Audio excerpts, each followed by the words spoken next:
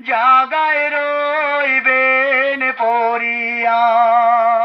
পরের জায়গা পরের জমি ঘর বান্ধিয়া আমি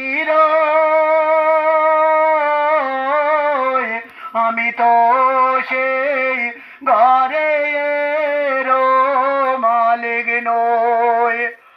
কোরআনের বাণী গো তোমরা শোনো না,